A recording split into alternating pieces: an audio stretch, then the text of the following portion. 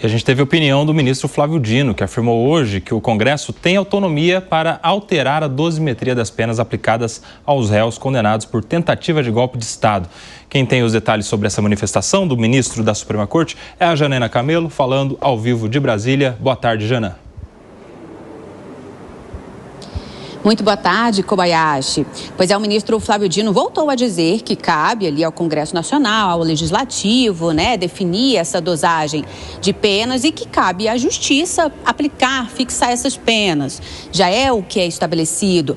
Mas o ministro disse uma coisa importante, uma coisa nova, porque ele já tinha dito isso nessa semana, que cabe ali o Legislativo e o Judiciário compartilham essa questão da dosagem e aplicação das penas. Mas hoje ele falou o seguinte, ele disse que não espera que o Congresso Nacional mude a lei, que ele entende que o que já está vigente, a lei que já está vigente, é uma lei boa, nas palavras ali do ministro Flávio Dino. Agora, com relação, por exemplo, ao crime de tentativa de golpe, foi um dos 5 crimes, dos quais ali Bolsonaro, os condenados na denúncia de golpe, foram responsabilizados. Ele disse que há uma decisão quase unânime na Suprema Corte, dizendo que crimes como este não comportam extinção de punibilidade por decisão política, que inclusive no voto que ele proferiu no julgamento de Jair Bolsonaro, ele citou essa questão, que o STF já entendeu que esse crime não é suscetível de anistia ou indulto. Sobre a questão de absorção ali desses 2 crimes, tentativa de golpe e abolição violenta do Estado Democrático de Direito, porque uma parcela ali de juristas defende que isso poderia acontecer, especialmente ali no Congresso Nacional, a relatoria ali de Paulinho da Força com relação à lei da dosimetria, ele já disse que ele quer defender isso no relatório dele. O ministro Flávio Dino diz o seguinte, que são 2 crimes diferentes. Uma coisa é querer depor o governo legitimamente eleito, ali nesse caso se referia ao Poder Executivo, e outra coisa é tentar abolir o Estado Democrático de Direito. E aí que isso se refere aos outros poderes. Então ele diz que são 2 crimes diferentes, porque são 2 condutas diferentes. Mas aí ele disse que isso, claro, que é a visão dele, que o Congresso Nacional pode rever essa lei a qualquer momento. Em relação ao tamanho das penas, ele também se posicionou com relação a isso. Disse que a lei vigente que o Supremo aplicou corresponde mais ou menos à média internacional e corresponde também à história do direito brasileiro. Então, o ministro Flávio Dino hoje respondeu novamente a essa questão. Nessa semana ele já tinha dito isso, que cabe ao Congresso Nacional, Legislativo, fazer a legislação, fazer aplicar a lei sobre a dosagem das penas. Mas hoje, então, ele disse que não espera que o Congresso Nacional reduza essas penas com relação aos condenados ali na denúncia de tentativa de golpe de Estado, viu? Kobayashi, com você. Tá ótimo. Muito obrigado, Janaína Camelo, ao vivo de Brasília. Daqui a pouco ela volta com outras informações. Fábio Piperno, como é que você vê essa manifestação, quase um tratado a respeito do que pode e não pode o Congresso, do que julgou o STF, deu as explicações, defendeu as condenações, o ministro Flávio Dino? As explicações, eu acho que elas são muito coerentes. Inclusive, é bom realmente que é importante o ministro esclarecer, até mesmo a sociedade e tal, que quem determina o tamanho das penas não é o juiz da Suprema Corte, é exatamente o congressista. Se ele vai decidir que se tal crime é punido com determinada pena, isso não é obra do STF. Foram os parlamentares que decidiram assim. Então, é claro que isso também deixa claro que se os parlamentares quiserem pegar todos esses crimes que foram imputados aí aos acusados, por toda essa manobra, por toda essa conspiração e reduzir as penas de cada um deles, os deputados podem. Enfim, os deputados e senadores. O que eles não vão poder, nesse caso aí do crime de abolição do Estado Democrático de Direito e tal, dizer que não, vamos passar uma borracha e isso aqui nós vamos acabar. Aí não pode, porque isso é cláusula pétrea. E aí, Gânia? Não, os deputados eles podem mudar a lei penal. A alteração da lei penal poderia retroagir para beneficiar os réus aí, réus do 8 de janeiro, o entorno de Jair Bolsonaro, enfim. Agora, de qualquer maneira, o que a oposição quer, Ocoba, o que está em jogo, né, não é essa dosimetria. Por quê? Porque há um sentimento na oposição de injustiça. Então é por isso que batem muito na tecla de anulação deste processo ou uma dosimetria que seria exatamente ampla e restrita com a liberdade de volta de Jair Bolsonaro. Há um sentimento de injustiça pela maneira pela qual esse processo ele foi conduzido. Inclusive, o voto do Luiz Fux diz que começa, né, no foro errado, no STF, deveria estar lá na Justiça Comum, à medida que a alteração foi recente, foi lá no dia 8 de março e acabou retroagindo e prejudicando os envolvidos. E, à época, a lei, então, eles perderam o foro privilegiado, né? Então, era para estar na Justiça Comum. O outro ponto também em relação a toda uma dúvida de cogitação ou tentativa, né? Que também fica numa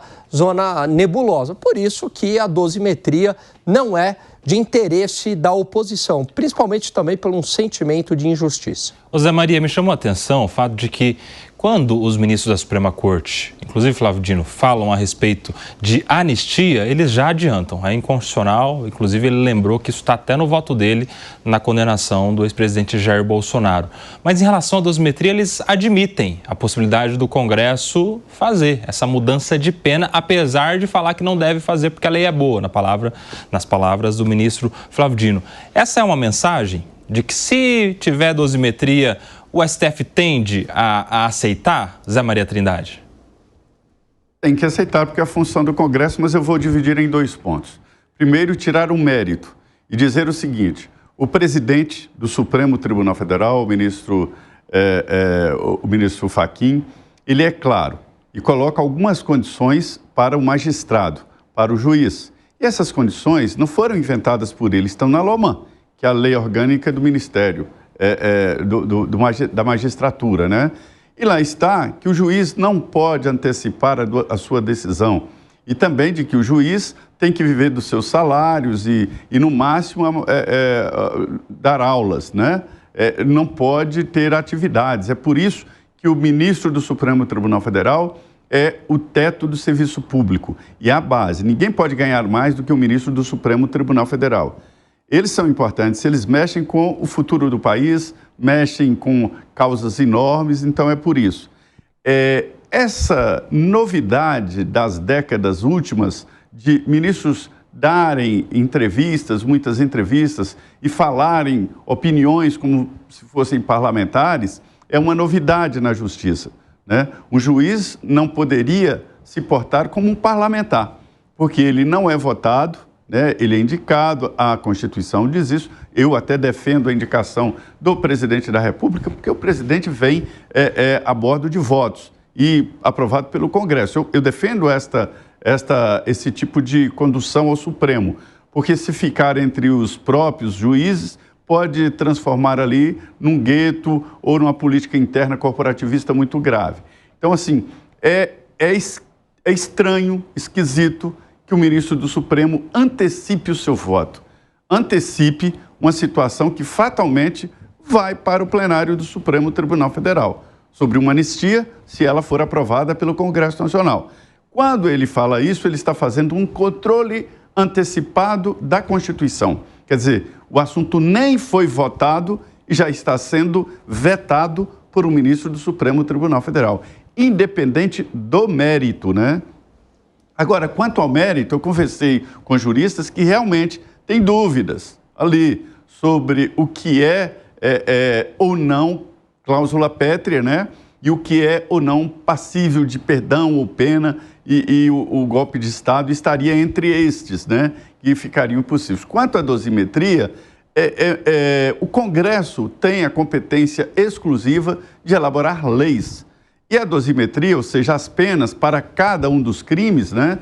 Essas penas são definidas por leis. Então, ele tem razão em dizer, olha, o Congresso pode, eu não acho bom, mas o Congresso pode. Isso é obviedade. O Congresso pode votar e pode fazer leis à vontade. É a função do Congresso Nacional. A principal função do Congresso é elaborar o orçamento e fiscalizar. E segundo, a elaboração de leis, né? É o poder legislativo.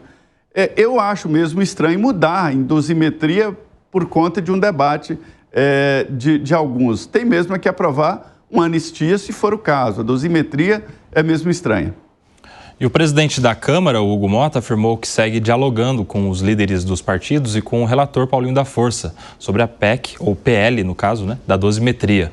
O Hugo Motta ressaltou que aguarda o texto da relatoria para encaminhar a proposta para votação. A gente vai acompanhar um trecho do que ele falou. Nós temos um compromisso com o debate dessa pauta que agora está sob responsabilidade do relator. Ainda não se tem um texto, o relator está conversando com os partidos, com os deputados, com as lideranças políticas de cada partido.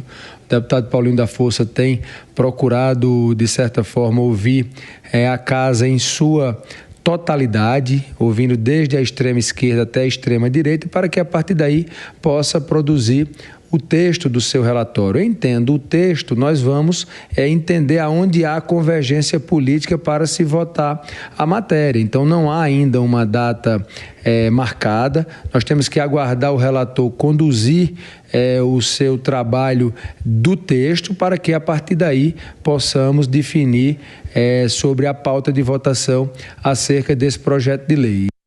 Agora são 16 horas, 26 minutos, um rápido intervalo para quem está na rádio. Por aqui eu quero ouvir o Bruno Musa sobre essa manifestação feita pelo presidente da casa, Hugo Motta. Bruno Musa.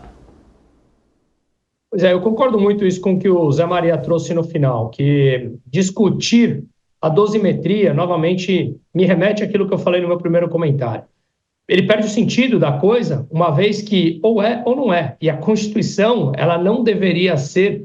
ela pode ser discutida, claramente, ainda mais uma Constituição brasileira que você, Koba, conhece infinitamente melhor do que eu, e quantas páginas, quantos capítulos, ou qual o tamanho dela frente a constituições de países desenvolvidos, isso gera uma subjetividade muito grande e coisas tão óbvias que passam a ser discutidas, né? Hoje em dia a gente discute até coisas óbvias, como se 2 mais 2 não fosse 4, mas... me parece que, nesse caso da dosimetria, mais uma vez, nós estamos falando aqui não é apenas da aplicação do direito que traz como consequência a vida de pessoas que foram retiradas do seu convívio, das suas próprias famílias, gerando tamanha disfunção ou tamanha discussão entre as pessoas. Uma lei que deveria ser muito mais óbvia e muito mais clara. Então, tudo isso me dá a impressão que ou deveríamos discutir anistia completa, e por isso eu entendo a oposição.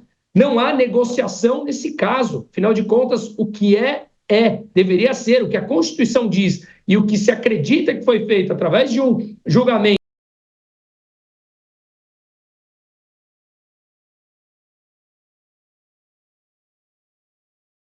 parte da estratégia política. Afinal de contas, do outro lado, tem alguém que pode ter muito mais força. Então, de novo, me parece que esse debate todo, mais uma vez, ele é conduzido para o campo político e a gente vai deixando de lado o que verdadeiramente importa, seguir a Constituição como ela deveria ser seguida. Agora eu quero entender o seguinte, seu Alan Gani, o que está na mesa de negociação para esse negócio emplacar ou não? Porque isso aí depende de muitos acordos, né? Muitos interesses e tal. Tem a ver com o nome a ser escolhido para ser candidato em 2026?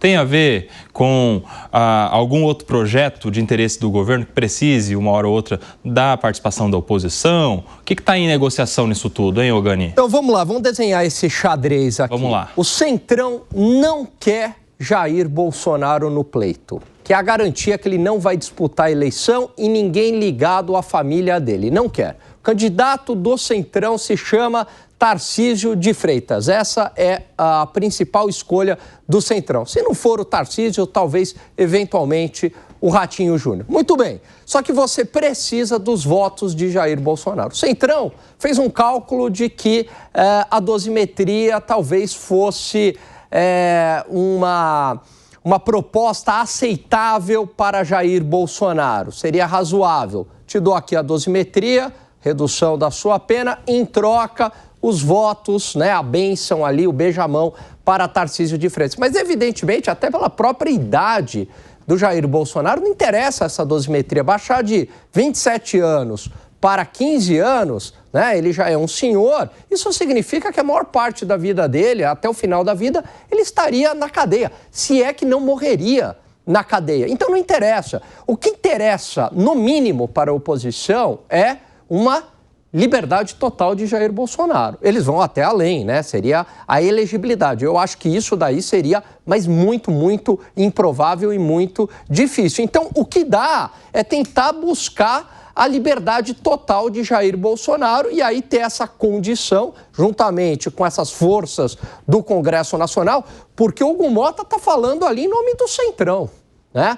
E juntamente com essas forças aí do Centrão, tentar novamente uma liberdade total para Jair Bolsonaro em troca de ele ser o fiador da candidatura de Tarcísio de Freitas. Nessa linha aqui, Zé, e se tá bom? A oposição não aceita, não faz esse acordo com a dosimetria, quer mesmo a anistia e tal, e não vai para frente. E aí o que acontece no ano que vem, então? Porque daí Bolsonaro vai lançar o Flávio Bolsonaro, a Michele Bolsonaro, não vai abençoar o Tarcísio, vai deixar ele concorrer aqui em São Paulo mesmo. Como é que fica, então, a situação do Jair Bolsonaro e da oposição, se esse negócio, esse acordão que nos desenhou aqui o Alan Gani não for para frente? Me afirmaram peremptoriamente de que o Tarcísio não jogou a toalha e deu um chega para lá no deputado autoexilado nos Estados Unidos, Eduardo Bolsonaro. Todos dizem que ele está atrapalhando e que é hoje um grande aliado do presidente Lula. E mais, que ele é o responsável pela recuperação política do presidente Lula.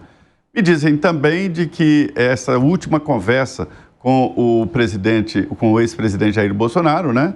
O governador de São Paulo, Tarcísio de Freitas, mostrou claramente que se não houver uma união à direita, vai perder e vai conduzir Lula a mais um mandato. Esse é que é o clima de bastidor. E aí ele falou, então vou voltar para São Paulo, vou ser candidato à reeleição e pronto. Houve também uma desmobilização da campanha. A campanha já estava em andamento, né? Já estavam, inclusive, escolhendo um coordenador da campanha do Tarcísio de Freitas. Um grupo de empresários é que fez essa pressão. E os partidos foram atrás. O PP, União Brasil, Republicanos, Cidadania. E o MDB, que é a grande novidade, que sempre ficou com Lula, né, iria também para esse processo, né? E chegaram a dizer, o presidente do PP chegou a dizer que neste cenário, que Lula não seria nem candidato. Mas ele será candidato. Lula será, porque me disseram lá, líderes do PT, de que o PT precisa desesperadamente da candidatura Lula, não tem outra. E principalmente para formar Câmara e Senado, né? Então, este é o debate do grupo da oposição e de governo. Agora, sobre a candidatura de um familiar do ex-presidente Jair Bolsonaro, a pressão de Eduardo. É ele que virou, entre os aliados do ex-presidente, né, essa figura que está atrapalhando o processo. Que era só Jair Bolsonaro escolher uma vice. Disseram que todo mundo queria a ex-primeira-dama como vice. O presidente, não, eles vão triturar a minha mulher. Foi a expressão que ele usou. E é verdade, né? Seria muito forte contra ela a campanha. E ela será candidata ao Senado, né? E aí é que está a história do vice-presidente do Tarcísio de Freitas. Porque me disseram que ele não jogou a toalha, mas fez um alerta. Se não houver um acordo, uma união, inclusive com o grupo do ex-presidente, Lula será reconduzido. Tá aí, daqui a pouco a gente vai falar mais sobre isso, inclusive, essa história toda aí do vice. As chapas estão se formando, Piperno, não tem jeito, 2026 está aí, falta um ano ainda, hein? Bom, primeira coisa que aí, Nelson, em tudo isso, tem muito de objetivos pessoais. Por exemplo, o Ciro Nogueira, né, presidente do PP, que é alguém que é muito peremptório sempre em dizer que vai acontecer tal coisa, o outro é viável, um é inviável. Eu me lembro dele, por exemplo, dando várias entrevistas em 2022, na época da campanha, dizendo em junho, até junho, Bolsonaro alcança Lula em pesquisa. Olha, até setembro, olha, não sei quando. Ele errou, né? Eles erram muito. E Ciro Nogueira, por exemplo, é um político que está desesperado e tentando essa boquinha de vice numa chapa abençoada pela Bolsolândia, porque a reeleição dele no Piauí corre sério risco. Ele aparece hoje em terceiro em pesquisas. Seria um vexame total e, né, um golpe duro à carreira política dele. Outra coisa, o presidente Bolsonaro, ele é um eleitor importante, principalmente nas eleições para legislativo e para alguns governos estaduais. Porque se você colocar um poste onde o xixi faz cachorro e falar você vai ser o anti-Lula, no momento em que o poste for para o segundo turno tiver que brigar com o presidente Lula, ele vai ter exatamente o mesmo nível de apoio que tem qualquer um desses pré-candidatos citados. Por quê? Porque o anti-Lula, ele vai, por mais que ele não seja consensual, no momento da definição, ele vai atrair esse voto útil da direita. Então o problema não é chegar até lá. O problema talvez, nas eleições parlamentares e também nas eleições para os governos estaduais. Agora, não adianta o bolsonarismo também querer falar, olha, exigimos a anistia ampla, geral, restrita, cardápio completo e tal. Não vai ter, porque eles têm que entender que no Brasil passou o tempo onde as coisas eram decididas na marra e até com tortura. É aquela coisa de que a política é a arte do possível, né, seu Bruno Musa? Né? Volta um pouco do que eu comentei ali no primeiro ponto. Ela se tornou, e eu acho que é justamente pelos incentivos. A gente tem uma tendência, e eu costumo refletir muito sobre isso, a gente tem uma tendência a achar, mas só chegam os políticos piores ao poder? Na verdade, na minha opinião, a política ela tem um filtro, e esse filtro faz com que apenas os piores cheguem lá. Você pode entrar com uma boa dose de boa vontade, de honestidade, de ética, mas tudo isso, fora incentivos, se você é moral e ético, incentivos financeiros, incentivos intelectuais, eles vão ficando pelo caminho. Até porque se você é uma pessoa brilhante, o setor privado te remunera melhor por isso. Então são raras as exceções de pessoas que acabam chegando no topo e se mantendo por ter uma condição, digamos, intelectual, um debate como um todo. A política não é um campo de think tank para debater ideias, como deveria ser. Não, ela é simplesmente, como eu falei, uma maquinária de poder, de busca pelo poder. E aqueles que estão lá para te darem favor, para te ajudar a chegar no poder, depois as pessoas precisam devolver essa ajuda que foi dada. Então, tudo isso, todo esse campo político, gera completos incentivos perversos de manutenção no poder dos piores. E os piores, como o próprio nome diz, você não tem um pouco de ética ou um pouquinho de antiética. Se você é antiético, mentir um pouco ou mentir muito, dá na mesma. E lembre-se, quanto mais as pessoas pedem o impossível, somente os mentirosos podem satisfazê-la. Já diria o economista Thomas Sowell. Então, isso mostra que o campo que nós nos tornamos significa que cada vez mais a salvação ela é realmente individual em cada um de nós, para pressionarmos o campo da política, esperarmos uma mudança de dentro da política para fora da sociedade, na minha opinião, é pura ingenuidade nossa.